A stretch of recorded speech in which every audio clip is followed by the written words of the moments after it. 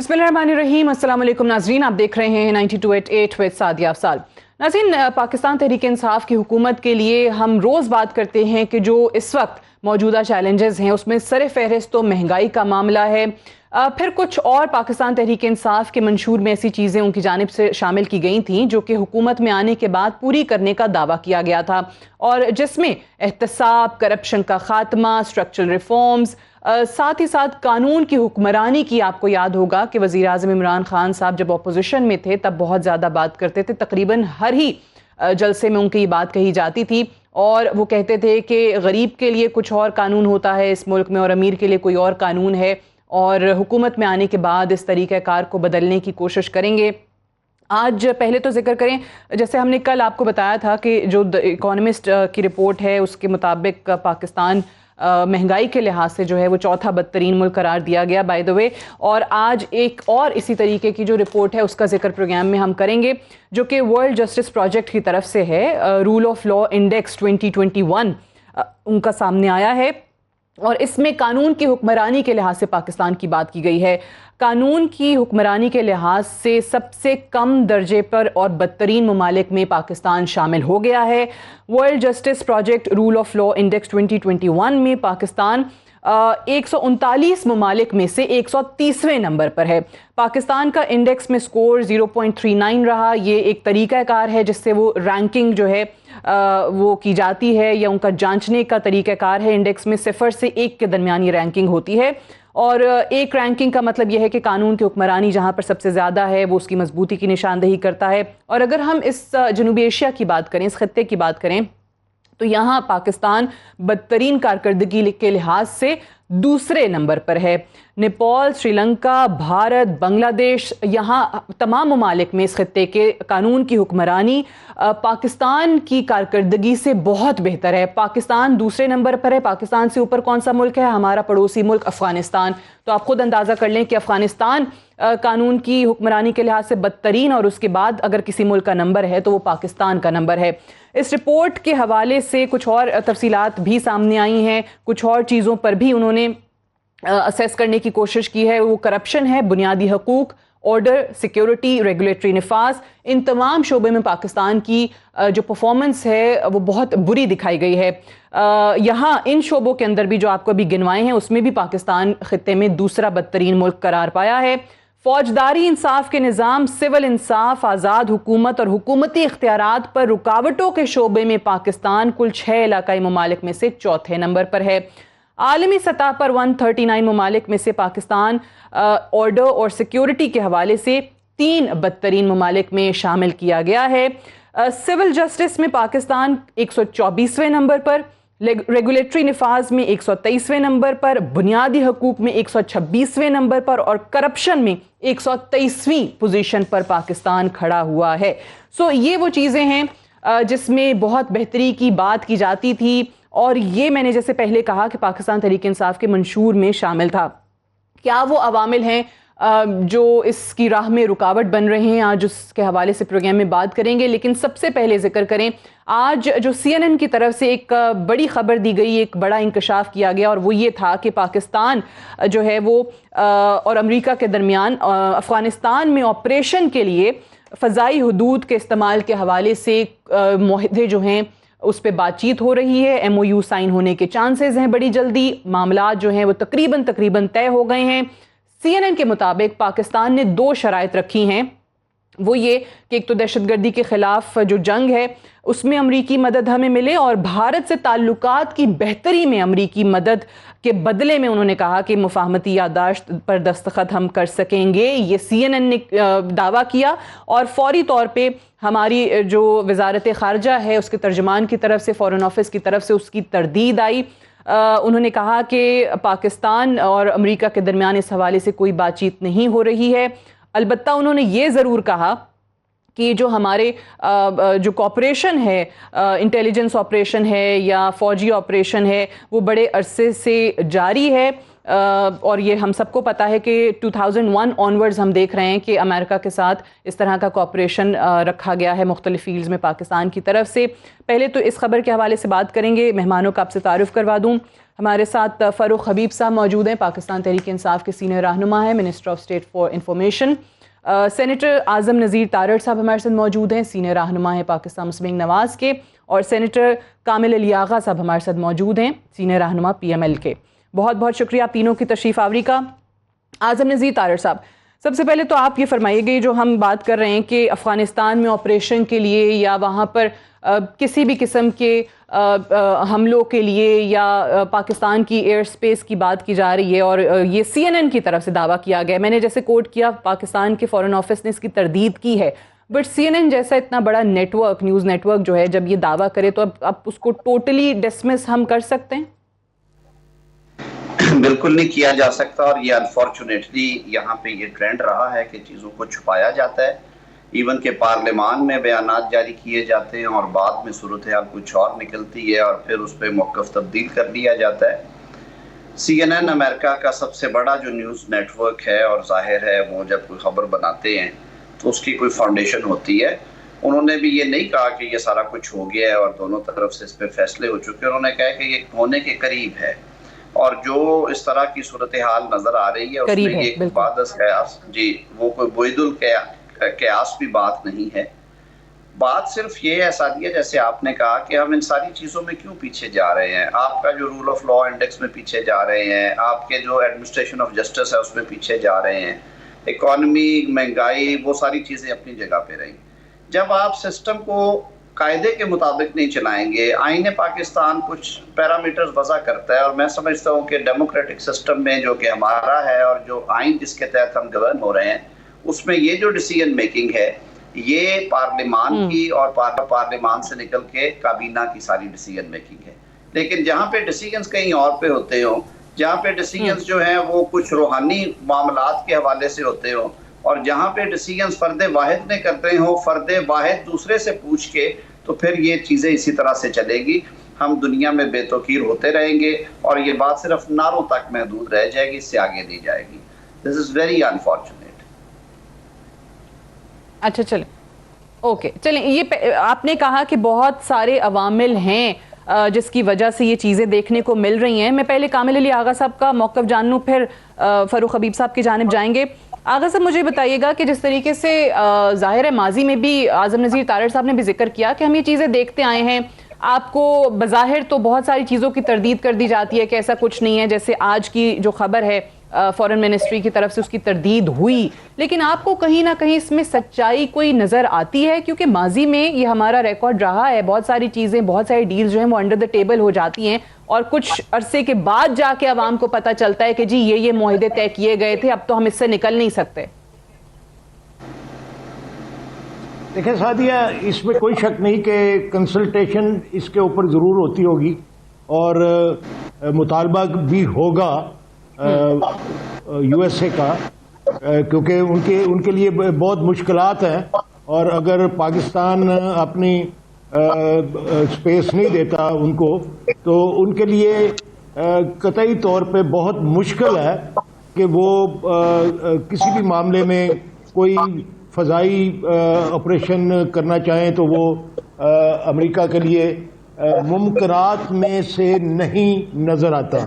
تو وہ پریشر تو ضرور ڈال رہے ہوں گے، لیکن جب وزارت خارجہ نے اس کے اوپر رد عمل دے دیا ہے تو ہمیں اس پہ یقین کرنا چاہیے کہ ابھی تک اس قسم کا کوئی معاملہ نہیں ہے، اور نہ کوئی اس قسم کا کوئی معاہدہ ہوا ہے۔ جہاں تک پریشر کی تعلق ہے وہ تو میں نے پہلے بھی عرض کیا کہ وہ ہوتا ہے اور ہوتا رہے گا، لیکن وہ ڈو مور والی بات اب نہیں ہے، اور پرائم منسٹر بڑے صاف واضح الفاظ میں کہہ چکے ہیں نو ڈو مور، اور فردر وہ تو ایبسولوٹلی ناٹ کہہ چکے ہیں ابھی تک تو کوئی ایبسولوٹلی ناٹ، وہی بات ہو گئی نا کہ اب اس کا امکان موجودہ حکومت کے ہوتے ہوئے شاید ممکن نہیں نظر آتا۔ تو باقی رہی بات جو آپ نے، ٹھیک ہے، یہ فاروق حبیب صاحب جس طریقے سے بات کی ہے، جی میں اس پہ بھی آتی ہوں، اس پہ بھی آغا صاحب آتے ہیں، اس پہ یہ پہلے اس خبر پہ ذرا فاروق حبیب صاحب کا موقف جان لیں، پھر میں اس پہ جو ورلڈ جسٹس پروجیکٹ ہے اس پہ بھی بات کریں گے۔ فاروق حبیب صاحب، یہ کیونکہ عمران خان صاحب نے ماضی میں بھی جو سٹانس رکھا، امریکہ کو ہماری فضائی حدود جس طرح شہباز بیس ہو, شمسی بیس ہو, ہم نے دی ہیں, پرووائڈ کی ہیں ان کو. لیکن اب اس دفعہ آغا صاحب بھی بہت وثوق سے کہہ رہے ہیں کہ عمران خان صاحب نے ایبسولوٹلی ناٹ کہہ دیا ہے, تو ہمیں اس چیز پر یقین رکھنا چاہیے. لیکن اگر آپ اس پہ روشنی ڈال سکیں, کیونکہ کچھ ایسے معاہدے ماضی میں کیے گئے جن کو شاید پبلک نہیں کیا جاتا لیکن وہ مجبوریاں بن جاتے ہیں, اور کچھ اب یہ سننے میں آ رہا ہے, میں آپ سے اس لیے اس کی تردید یا تائید فرما دیجیے گا, کہ کچھ کہہ رہے ہیں کہ 2023 تک یا 2024 تک وہ معاہدے ہیں آپ کے امریکہ کے ساتھ آلریڈی ان پلیس. دیکھیں, جب ایسی کوئی چیز ہوگی سامنے, اس کو پبلک کے سامنے جو ہے, اگر آپ کہہ رہی ہیں کوئی معاہدہ پہلے کا کوئی چل رہا ہے, کوئی ایسی چیز ہوگی, اس کو بھی پبلک کے سامنے لانے میں ہمیں کسی قسم کی کوئی آڑ نہیں ہے. بنیادی طور کے اوپر آج وہی برگیڈ بات کر رہی ہے جو پہلے کہتی تھی اڈے مانگے ہی نہیں ہیں. یہ تو کہتے تھے اڈے مانگے ہی نہیں ہیں, انہوں نے پہلے ہی ایبسولوٹلی ناٹ کہہ دیا. اب ایک ادارہ جو ہے وہ ایک خبر لکھ دیتا ہے جو کسی حکومت کی جانب سے نہیں ہے, وہ اپنے ذرائع سے یہ بات کر دیتا ہے, اس کو ہمارا فورن آفس پاکستان کا آ کے اس کی تردید کر دیتا ہے کہ کوئی ایسی بات ہی نہیں ہے. آپ نے جب کسی بات کو دیکھنا, اس کا بیک گراؤنڈ دیکھیں کہ اس ملک کے اندر صرف عمران خان تھے جو مسلسل 20 سال سے کہہ رہے تھے جنگ مسئلے کا حل نہیں ہے, آپ بات چیت کریں. ڈرون حملوں کے خلاف عملی طور پہ عمران خان نے آواز اٹھائی, پیپلز پارٹی, نون لیگ, دونوں کے دور میں ڈرون حملے ہوتے رہے, معذرت خانہ رویہ رہا. کسی نے یہ نہیں بتایا کہ ہماری جو ہے وہ 80,000 جانوں کا نقصان ہو گیا, 160 ارب ڈالر کی ہماری اکانومی تباہ و برباد ہوگی. معذرت خانہ رویہ اختیار کیا ہوا تھا, دنیا کے سامنے بتانے کو تیار ہی نہیں تھے. آج پاکستان کا معذرت خانہ رویہ نہیں ہے, عمران خان صاحب حقائق سامنے رکھتے ہیں, اور وہ پرچیاں بھی نہیں لے کے جاتے کہ ان کے نوٹس گم ہو جائیں. ان کو یہ تمام چیزیں, حقائق جو ہیں وہ ازبر ہیں. پورے کانفیڈنس سے انہوں نے صدر ٹرمپ کے سامنے بھی یہ بات کی, اقوام متحدہ کے فورم کے اوپر بھی یہ بات رکھی, اور یہ فال آف کابل کے بعد بھی انہوں نے پوری دنیا کے سامنے یہ بات رکھی. پوری دنیا کے انٹرنیشنل میڈیا کے انٹریکشن کے طور کے اوپر بھی انہوں نے یہ تمام حقائق سامنے رکھے. لہذا جب پاکستان نے بیسز کے حوالے سے ایبسولوٹلی ناٹ کہہ دیا, تو فضائی حدود بھی جو ہے کوئی ایسی چیز نہیں ہے جس میں پاکستان اپنے مفاد کو پیچھے چھوڑ دے گا. افغانستان میں اس وقت ضرورت ہے کہ وہاں پر 90 لاکھ لوگوں کا غربت سے لکیر کے نیچے جانے کا معاملہ ہے, ہیومن کرائسس کا معاملہ ہے. وہاں پاکستان تو دنیا کو کہہ رہا ہے کہ آپ وہاں پر, بات وہ یہ نا فاروق حبیب صاحب, اس ملک میں کچھ ایسی ریالٹیز رہی ہیں جن سے ہم آنکھیں نہیں چرا سکتے کہ معاہدے ہو جاتے ہیں, فیصلے کہیں اور ہو جاتے ہیں, عوام کو بعد میں پتہ چلتا ہے, بعد میں حکومتیں بھی اپنی بے بسی کا اظہار کر دیتی ہیں. تو یہ چیزیں بھی تو پاکستان کی ہسٹری میں شامل رہی ہیں. دیکھیں یقیناً میں نے اس بات کو تو نگیٹ نہیں کیا, لیکن میں تو آپ کو آج کی بات بتا رہا ہوں کہ وزیر اعظم صاحب نے بغیر اف اینڈ بٹ کے پاکستان کے مفاد میں پوزیشن لی ہے. ہمیں پرامن افغانستان سوٹ کرتا ہے, ہمیں ایک سیٹلڈ افغانستان سوٹ کرتا ہے. سینٹرل ایشین ریاستوں کے ساتھ پاکستان کے آگے اکنامک ٹائز جو ہیں وہ افغانستان سے گزر کے جاتے ہیں. افغانستان کی سرزمین دنیا میں کسی ملک کے خلاف استعمال نہ ہو, پاکستان کے خلاف نہ استعمال ہو, یہ ہمارے لیے ضروری ہے. اس وجہ سے ہم دنیا کو تو اس طرف قائل کر رہے ہیں کہ آپ افغانستان سے بات چیت کریں, اسے ابینڈن نہ کریں, کہ ہیومن کرائسس سے آپ بچائیں تاکہ افغانستان کی سرزمین دنیا کے کسی ملک کے لیے خطرہ نہ بنے. آج سے 20 سال یو ایس جب آیا, $2 ٹریلین وہاں پر انہوں نے خرچ کیے. مجھے بتائیں نا, اتنی بڑی انہوں نے آرمی وہاں پہ کھڑی کی, 3 لاکھ افغانستان کے فوج کو ٹریننگ دی, لیکن اس کے باوجود بھی اگر وہاں پر انٹیلیجنس آپریشنز ہی کرنے ہیں, وہاں پر یہ چیزیں کرنی ہیں, تو اس کا مطلب جو پہلی آپ کے ایکسرسائز تھی آپ کہتے ہیں کہ جی اس حکومت میں ایسا کچھ نہیں ہو رہا جیسے CNN نے کوٹ کیا یا انہوں نے سٹوری کی, اور آپ کہتے ہیں کہ جی ہمارے فورن منسٹری نے جب تردید کر دی تو اس پہ یقین کرنا چاہیے.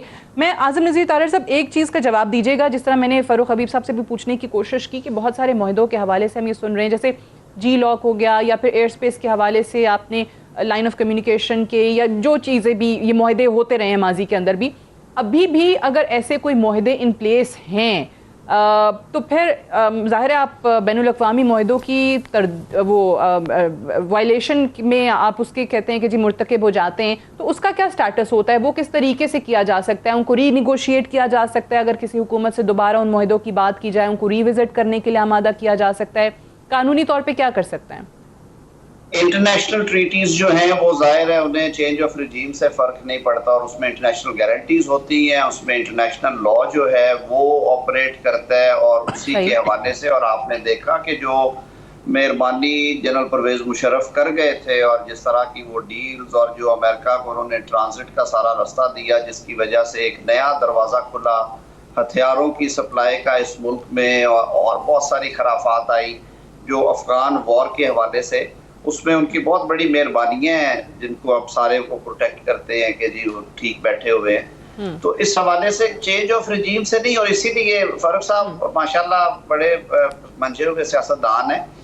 دیکھیے تنقید کرنا آسان ہوتا ہے، پیپلز پارٹی کو یہ سارا کچھ 2008 میں ورثے میں ملا تھا، اور وہ انٹرنیشنل آبلیگیشنز جو کہ حکومت پاکستان نیگوشیٹ کر کے گئی تھی امریکہ سے، اور امریکہ ایک ریالٹی اس خطے میں تھی اس وقت، جتنی سٹرونگ اس کی پریزنس ہے، اور پھر ساتھ میں وہ کیونکہ آپ کو متواتر فورن ایڈ بھی آ رہی تھی ان سالوں میں، اور امریکن ایڈ آ رہی تھی ڈیفینس اور اسٹریٹجک پوائنٹ آف ویو سے، تو پھر وہ اگلی حکومت نے اس کو کیری آن کرنے کے لیے کیا۔ لیکن جو پولیٹیکل گورنمنٹس نے آزادی سے کام کرنا شروع کیا، میں ایک بات درست کروا دوں اپنے بھائی کی، کہ پاکستان مسلم لیگ نون نے جب حکومت سنبھالی تو 2014-15 آنورڈ اس میں شفٹ آئی، اور پھر جب یہ اے پی ایس کے بعد ہم نے اپنی لائنز جو تھی وہ متعین کی، تو اس میں ڈرونز اور وہ ساری چیزیں پھر ساروں کے سامنے ہیں ہسٹوریکلی کہ وہ چیزیں کس طرح سے ختم ہوئی، اور ہم نے ری الائن کی اپنی پالیسی ریگارڈنگ افغانستان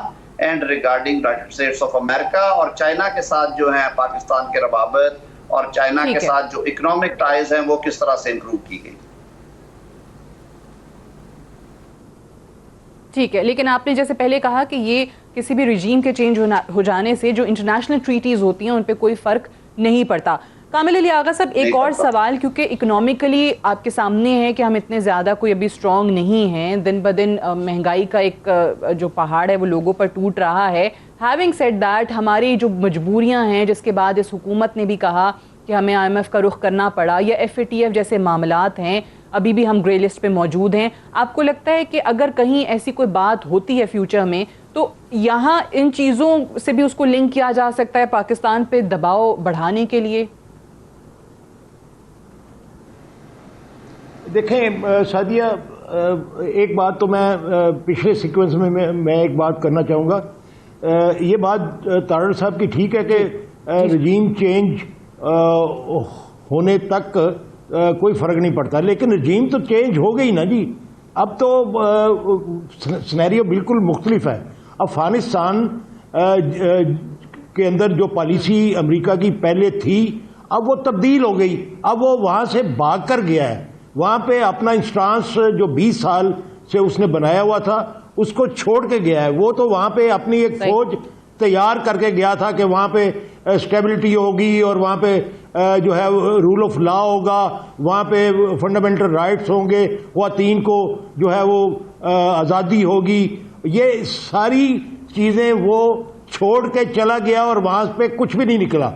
اب نئے سرے سے نئی رجیم آ چکی ہے، اس کے اندر نئے معاہدے ہو سکتے ہیں، پرانے معاہدے جو ہیں وہ ان کا کوئی دخل اب میرے خیال میں تو افغانستان کے معاملے میں کسی دوسرے ملک کے ساتھ یا افغانستان کے ساتھ امریکہ پریشرائز نہیں کر سکتا، وہ سارے نل اینڈ وائڈ ہو چکے ہیں۔ میں سمجھتا ہوں کہ یہ بات کہنی کہ پرانے معاہدوں کو اب ری انڈورس کیا جا سکتا ہے، پاکستان کے اوپر ان معاہدوں کا دباؤ آ سکتا ہے، یا جو انٹرنیشنل ٹریٹیز ہیں ان کے تحت کوئی ہمارے اوپر کوئی قدغن ہو سکتی ہے، قطعی طور پہ میں نہیں سمجھتا کہ اب نئی رجیم آ چکی ہے، نیا سینیریو ہے، اس کے اندر نئے معاہدے ہوں گے، نئے حالات کے مطابق ہوں گے، جو جس کے فائدے میں ہوگا وہ اس کو اڈاپٹ کرے گا، جو جس کے فائدے میں نہیں ہوگا وہ نہیں کرے گا۔ اور پاکستان اس وقت تک جو اپنی نئی پالیسی پی ٹی آئی کی حکومت کی جو پالیسی ہے اس کے مطابق تو وہ ایبسولوٹلی ناٹ والی پالیسی ہے، اور اس کے اوپر میرے خیال میں آئندہ بھی عمل درآمد ہوتا رہے گا۔ رہی اقتصادی اور معاشی حالات کی بات، ٹھیک ہے، آپ کی رائے مختلف ہے طارڑ صاحب سے، آپ کہتے ہیں کہ جو انٹرنیشنل ٹریٹیز ہیں وہ اب لاگو نہیں ہوتی، رجیم کے چینج ہو جانے کے بعد اب ان کا نفاذ نہیں ہوتا۔ ایک بریک مجھے لینی ہے اور بریک سے واپس آئیں گے تو ورلڈ جسٹس پروجیکٹ کے رول آف لا انڈیکس 2021 کے حوالے سے بات کریں گے، جس میں پاکستان میں قانون کی حکمرانی کے حالات کچھ خاصے اچھے دکھائے نہیں دیے جا رہے. ایک بریک سے واپس آئیں گے, ڈسکشن کو آگے بڑھائیں گے. Stay tuned.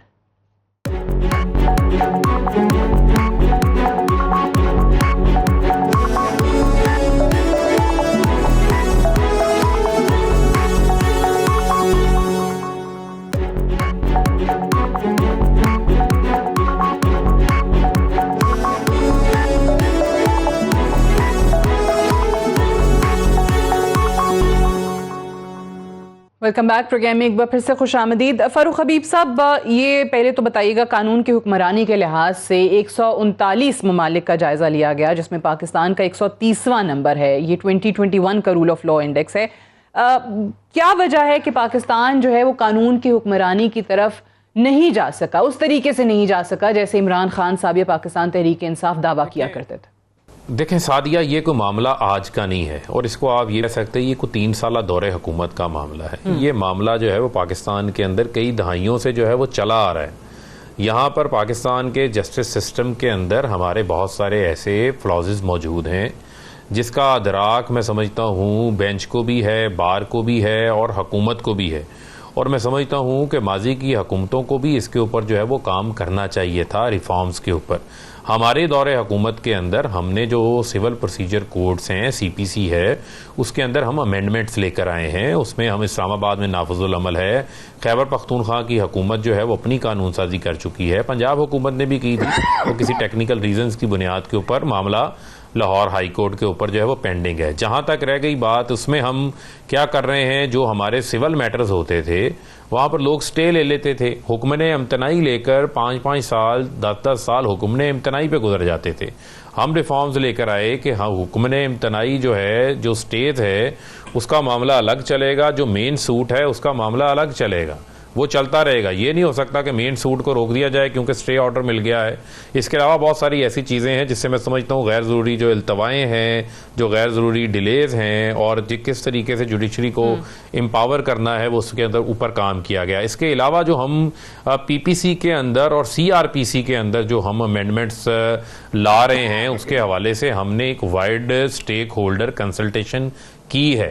ابھی بھی وہ عمل جاری ہے. وہ کابینہ کے اندر وہ قانون تیار ہے, اس کی امینڈمنٹ تقریباً 600 کے قریب امینڈمنٹس ہیں, جس میں FIR کا طریقہ ہے, جس میں انویسٹیگیشن کا طریقہ کار شامل ہے, جس میں ایویڈنس ریکارڈنگ کا طریقہ کار کو بہتر بنایا جا رہا ہے, جس میں پھر میں کہوں گا جو بیجا غیر ضروری التوائیں لی جاتی تھیں اس کو ڈسکریج کرنے کے حوالے سے ریفارمز لا رہے ہیں تاکہ جو ہمارے جو کیسز ہیں وہ فاسٹ ٹریک کے اوپر چل سکیں. اسی کے علاوہ آپ کے علم میں ہے سکسیشن سرٹیفکیٹس کے حوالے سے ہم نے قانون سازی کی.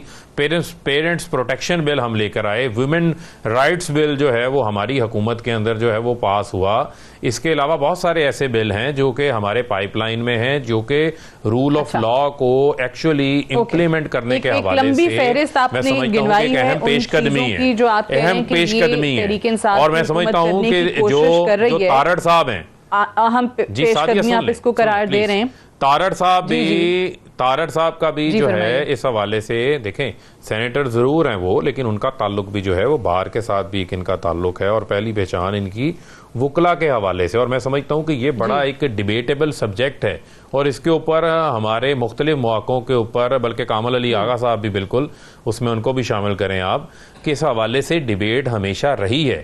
لیکن عملی اقدامات ہم نے کرنے ہیں, کیونکہ یہ لوگوں کے لیے میں سمجھتا ہوں کہ ایک بہت بڑا پاکستان کے لیے, رپورٹس کو آپ چھوڑ دیں, جو ہم اپنے لوگوں کو ہم نے فوری اور سستا انصاف فراہم کرنا ہے, اس حوالے سے ایک بڑا اہم سنگ میل ثابت کرنے ہیں. لیکن سوال وہ یہ کہ کب کرنے ہیں, کس نے کرنے ہیں. 4تھا سال آپ کی حکومت کو شروع ہو گیا ہے. تارڑ صاحب, یہ جو فاروق حبیب صاحب نے بہت ساری چیزیں گنوائی ہیں کہ یہ ہو رہی ہیں, تو مجھے بتائیں. انہوں نے کہا کہ سب کے ساتھ ڈیلیبریشنز بھی ہیں, سب کے ساتھ بات چیت بھی ہے, سب کی رائے بھی سامنے آتی ہے.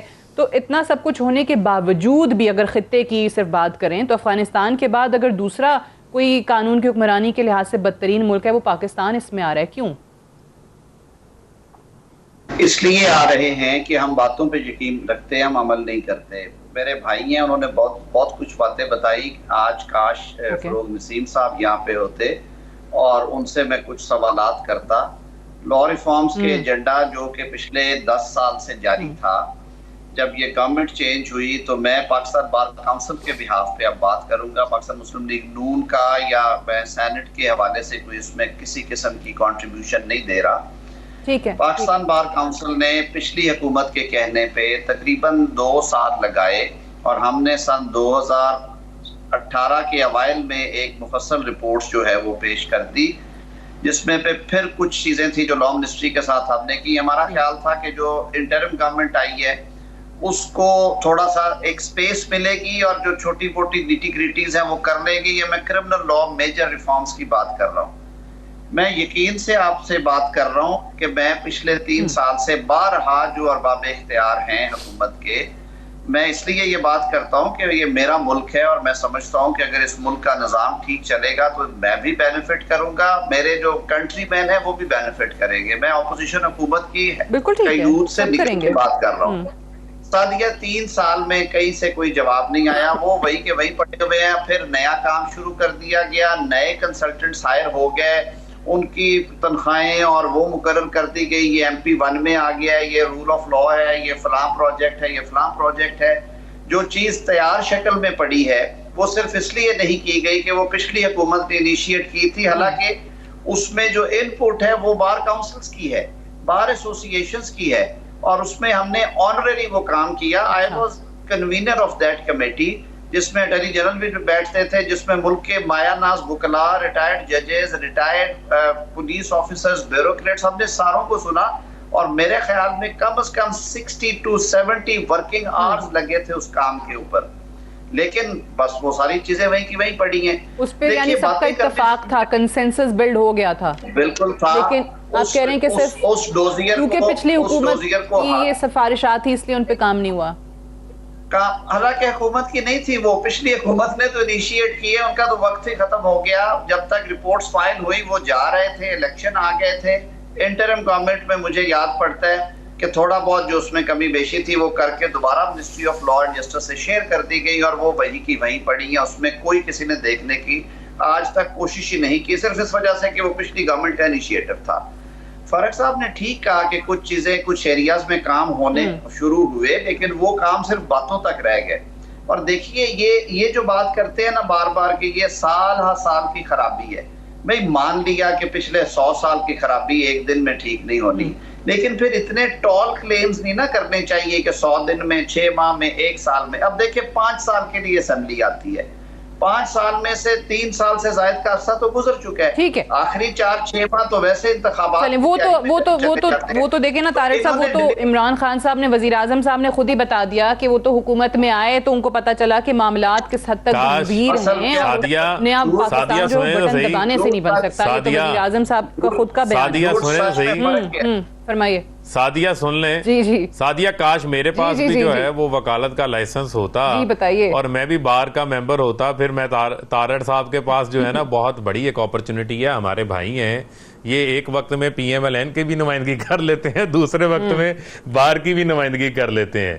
بنیادی معاملہ یہ ہے کہ ہمیں آپ کے لیے ہمارے دروازے کھلے ہیں, آپ کی پازیٹیو ان پٹ موجود ہے. اگر آپ کہتے ہیں کام کیا ہے, ہم اس کو بھی انکارپوریٹ کرنے کے لیے تیار ہیں. اور الٹیمیٹلی اس نے پارلیمان میں آنا ہے, جہاں کے آپ نمائندے ہیں وہاں کولیکٹیو وزڈم ہے, اور یہ پورے ملک کا معاملہ ہے, اس میں آنا چاہیے. اور تارڑ صاحب کی بہت زیادہ سنی جاتی تھی نون لیگ کے دور حکومت میں بھی. ماشاءاللہ تارڑ صاحب سب بڑے کیسوں میں جو ہے بطور وکیل کے بھی پیش ہوتے ہیں. تو یہ اگر 2013 میں ریفارمز کے شعبے کی ان کی وکالت کی مہارت شروع کروا لیتے, کوئی شک و شبہ ہے نہیں. آپ کہتے ہیں کہ جی ان کو بھی ہم لے آئیں گے, میں یہ گزارش کر رہا ہوں, یہ ریفارمز 2013 میں شروع کروا لیتے تو 2018 تک مکمل ہو جاتی.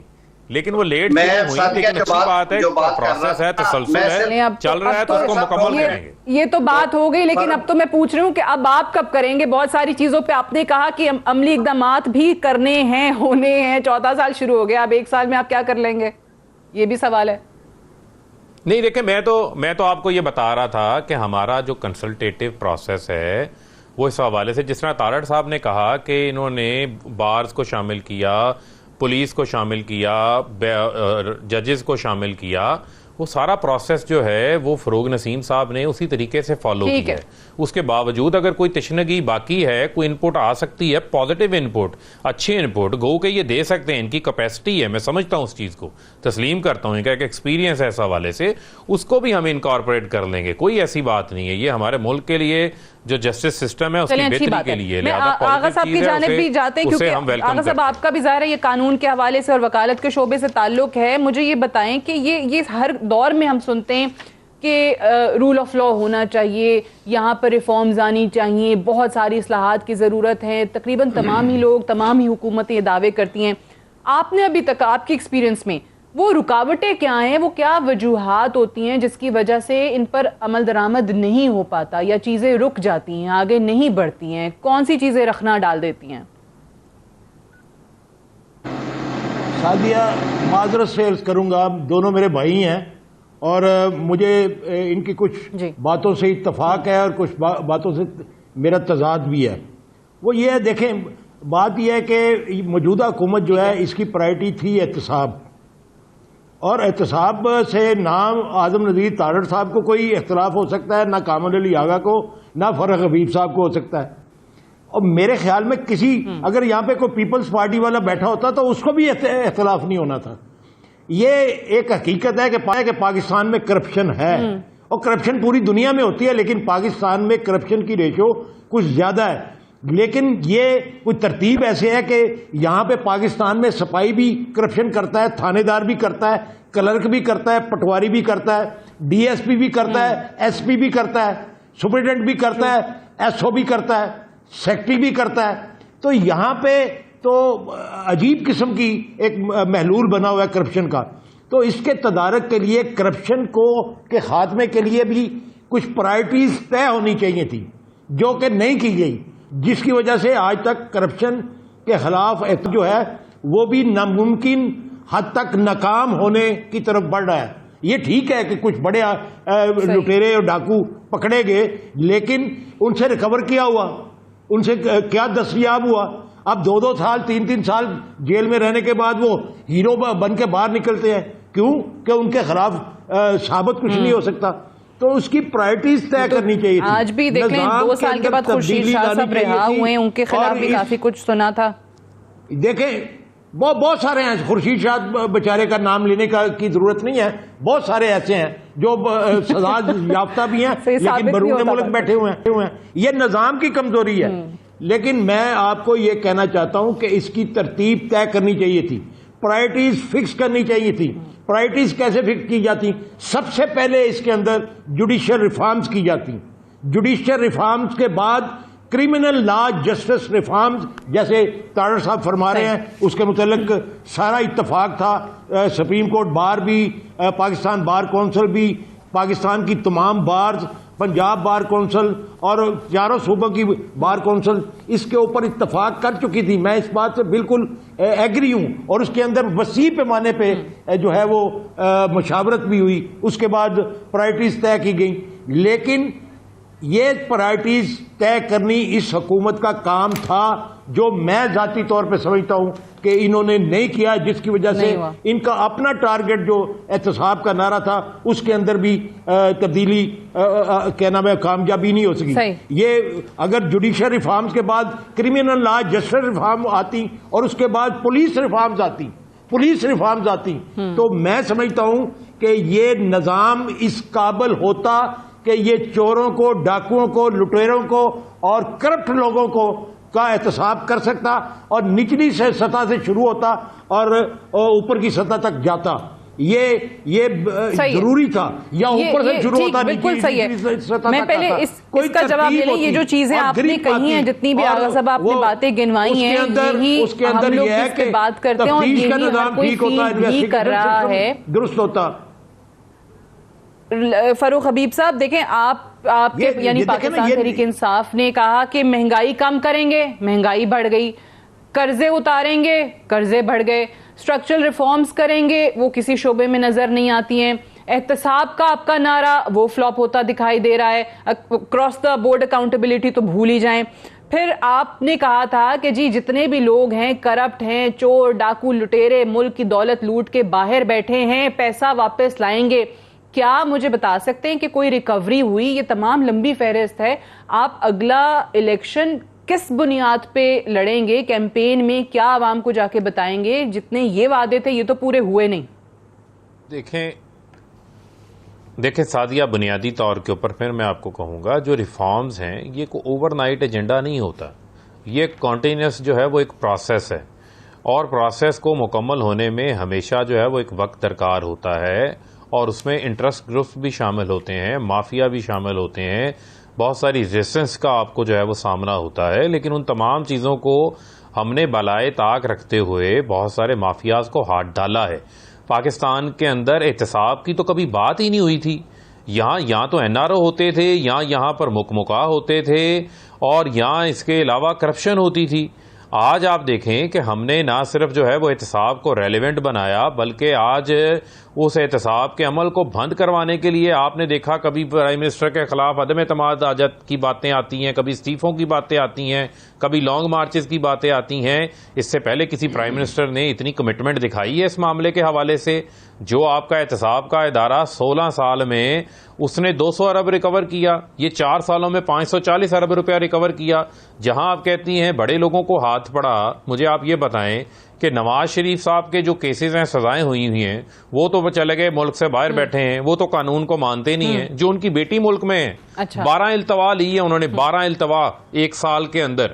کبھی وکیل ٹھیک نہیں ہے، کبھی بیمار ہیں، اس کے بعد وکیل چینج ہو جاتے ہیں، اور اپنی ہی دائر کی گئی اپیل کے اوپر التوائیں لی جا رہی ہیں. میرے خلاف ناانصافی ہوئی ہو کسی لوئر کورٹ سے تو میں فوری جاؤں گا ہائر کورٹ میں اور کہوں گا میرے پاس ثبوت ہے، میرے ساتھ انصاف کریں، فوری فیصلہ کریں. یہ پہلا میں نے مجرم دیکھا ہے جو اپنی اپیل اپنی سزا کے خلاف اس کے بارے میں التوائیں لے لیتے ہیں، 3 سال سے اپنی اپیل کا جو ہے وہ فیصلہ نہیں کروا پا رہے، اور نئی سے نئی درخواستیں سامنے لے آتے ہیں. یہ چیلنجز، مشکلات، ہرڈلز جو ہیں وہ اپنی جگہ کے اوپر موجود ہیں، لیکن جو ہم نے اس حوالے سے کام کیا ہے اس کے نتائج بھی عوام کے سامنے آنا شروع ہو جائیں گے. مہنگائی کا عمل ہے، پوری دنیا کے اندر مہنگائی آئی ہے، USA میں، فرانس میں، برطانیہ میں، چائنا کے اندر 26 سالہ ان کا پروڈیوسر پرائس انفلیشن کا ریکارڈ ٹوٹ گیا، 10.5% پہ پہنچ گیا. جرمنی کا 50 سالہ ریکارڈ ٹوٹا ہے. اقوام متحدہ کی فوڈ اینڈ ایگریکلچر آرگنائزیشن کہہ رہی ہے کہ 50 سالہ مہنگائی سب سے زیادہ ہو گئی due to the covid. Petroleum کی قیمتوں میں 100% اضافہ ہو گیا، خوردنی تیل کی قیمتوں میں 100% اضافہ ہو گیا. پاکستان بہت ساری چیزیں امپورٹ کرتا ہے. اب ہم فوڈ سرپلس کرنے کی کوشش کر رہے ہیں، فوڈ سپورٹ پروگرام لے کر آ رہے ہیں، اگلے ماہ سے راشن کارڈ ہم لے کر آ رہے ہیں. آپ خطے میں ہی کمپیریزن کر لیں تو اقدامات بھی لے رہی جو ہے وہ کم ہوئی ہے، سب سے کم پاکستان کی ہے. اگر آپ بنگلہ دیش اور بھارت سے بھی کمپیریزن کر لیں تو وہ بھی آپ کی کم ہے. جابز کریشن کے حوالے سے بات کر لیں، دیگر چیزیں جو ہیں، جو اقدامات ہونے چاہیے تھی. اگر ایک طرف پوری دنیا میں مہنگائی بڑھ رہی ہے تو ان ممالک نے کچھ اقدامات بھی کیے ہیں. چلیں یہ ڈسکشن ہماری کسی اور طرف چلی جائے گی، واپس آئیں گے اسی حوالے سے جو رول آف لا کی بات ہم کر رہے ہیں، اور وہ تمام چیزیں جو پاکستان تحریک انصاف کے منشور میں شامل رہیں. خود ابھی آغا صاحب نے بھی ایک لمبی فہرست بنائی کہ وہ تمام وعدے جو پاکستان تحریک انصاف کی حکومت پورے نہیں کر سکی. اس پہ مزید بات کریں گے ایک بریک کے بعد.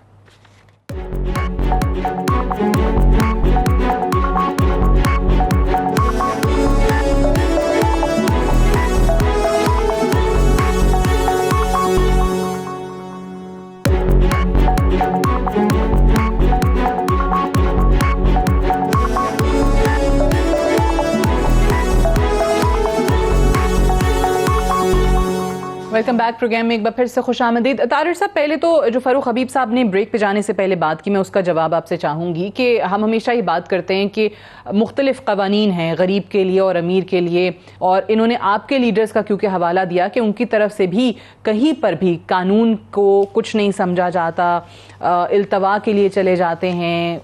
نواز شریف صاحب کا انہوں نے ذکر کیا کہ یہ خود میرے خیال سے یہ جو کہنا چاہ رہے ہیں کہ ہماری جو ایلیٹ ہے سو کالڈ، انہوں نے ہی یہ نظام جو ہے اس ملک کا ایسا بنا دیا ہے کہ ریلیف غریب کو نہ ملے، صرف اور صرف انہی تک رہے. اس پہ بہت اثر کرتی ہیں، اور میں واقعی بڑا دل سے مانتا انہیں. اگر جو رویہ ہے حکومت کا، موجودہ حکومت کا، یا ان کا جو کردار ہے پچھلے 3 سال میں، وہ مساویانہ ہوتا. اب میاں نواز شریف کے کیسز کے بارے میں میرے خیال میں شوکت عزیز صدیقی صاحب کے بیانات کے بعد اور ارشد ملک کی ویڈیوز کے بعد اور سارے پاکستان کو پتہ ہے، ہم اس کو اب چھوڑ دیتے ہیں کہ یہ بات کس طرح سے ہوئی، چھوڑتے ہیں ایک لمحے کے لیے۔ ایک بات انہوں نے کی التوا میں آن ریکارڈ یہ کہہ رہا ہوں کہ جو مریم نواز صاحبہ کی اپیل ہے اس میں صرف 2 دفعہ التوا کی درخواست ہوئی، وہ امجد پرویز کے بیمار ہونے پہ، اور یہ بات میرے پرسنل نالج میں ہے کہ امجد پرویز واز ان ویل، ان کا اچھا خاصا سنگین مسئلہ تھا، وہ پیچھے ٹرکی سے بھی اس کے بارے میں ٹریٹمنٹ کروا کے آئے ہیں، وہ اس طرح سے چیزوں کو نہیں لیا جاتا، کوئی 12 التوا نہیں آئے۔ دوسرا کون سا احتساب ہوا ہے؟ جہانگیر ترین صاحب سے بڑا انصاف ہو گیا ہے، علیم خان صاحب سے بہت انصاف ملا، وہاں پہ احتساب ہوا، پھر وہ دوبارہ سینئر وزیر بن گئے۔ ایک پنجاب کے اور وزیر ہیں، میرے بھائی ہیں، ان کو بکرا بنایا گیا 3 مہینے 4 مہینے کے لیے بھیج کے، پھر ان کو باہر لائے اور پھر دوبارہ وزارت کا حلف دے دیا۔ راولپنڈی رنگ روڈ میں بھی بڑے انصاف ہوئے، احتساب ہو گیا، جو وہاں پہ ایک کمشنر کو اسکیپ گوٹ بنا دیا گیا اور جو وفاقی وزیر اور دیگر ساتھی تھے وہ سارے نکل گئے۔ ابھی تو جو سکیمز نکل رہے ہیں چینی کے اور وہ سارے اور LNG کے حوالے سے، جس کی وجہ سے یہ آرڈیننس کی فیکٹری لگا کے نیب کے قوانین اور وہ سارے چینج کیے گئے، کہتے ہیں جی پارلیمان کا کام ہے۔ پارلیمان کیا کرے؟ آرڈیننس پہ آرڈیننس آ رہا ہے، چیئرمین نیب کو ریٹین کرنے کے لیے پورے قانون کی شکل بدل دی گئی ہے، الیکشن کمیشن پہ آنسلاٹس ہو رہی ہے۔ وزراء میری موجودگی میں وفاقی وزراء نے الیکشن کمیشن کو کہا کہ آپ بھتہ لیتے ہو، آپ فلاں کرتے ہو، آپ یہ کرتے ہو، وہ آئینی ادارہ ہے، چھوڑیں ان باتوں کو۔ میرے خیال میں جب تک اپنا عمل درست نہیں ہوگا، ان تقریروں کا عوام پہ اثر نہیں ہوگا۔ ایک انڈیپینڈنٹ ادارے ہیں، ورلڈ جسٹس پروجیکٹ کو آپ سے کیا دشمنی ہے عمران خان سے یا پاکستان سے؟ انہوں نے تو ایک سٹیٹسٹکس نہیں، بالکل نہیں ہے، اور میرا نہیں خیال کہ حکومت اس کو جھٹلا بھی سکتی ہے جو ان کے اعداد و شمار آئے ہیں، بالکل نہیں، اس پہ کیونکہ جب کام کرتے ہیں ہم لوگ خود ان آرگنائزیشنز کے ساتھ اپنے پروفیشنل باڈیز میں کام کرتے ہیں، اپنا گھر درست کریں۔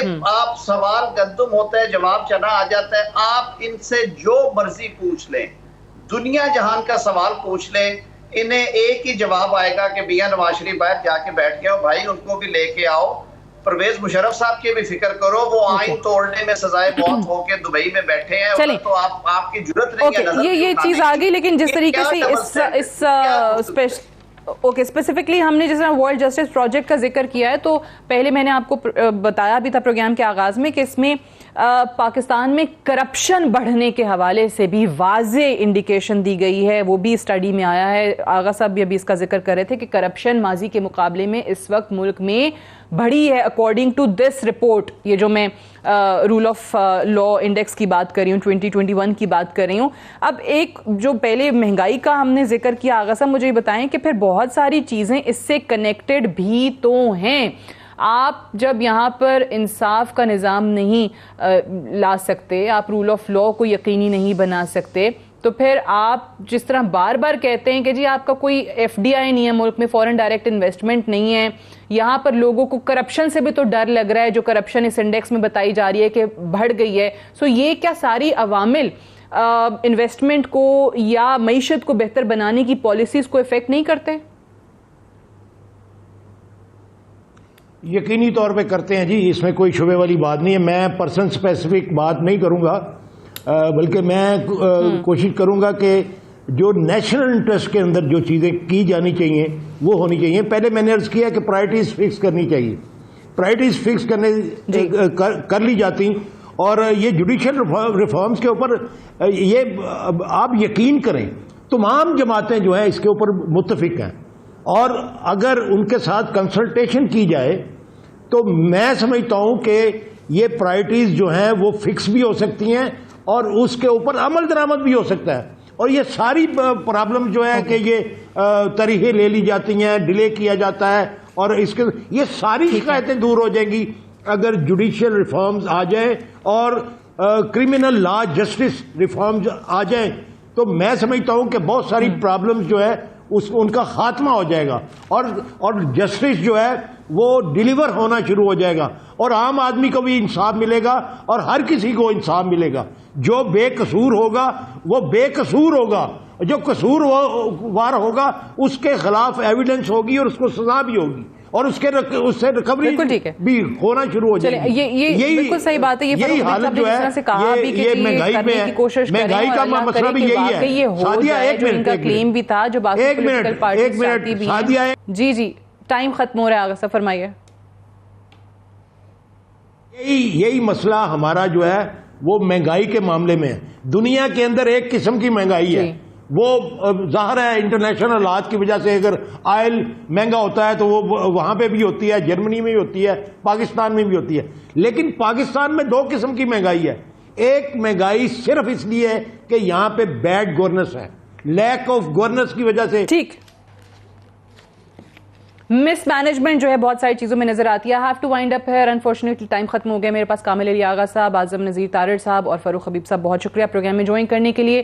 That's all for tonight. I see you tomorrow انشاءاللہ. اجازت دیجیے, خدا حافظ.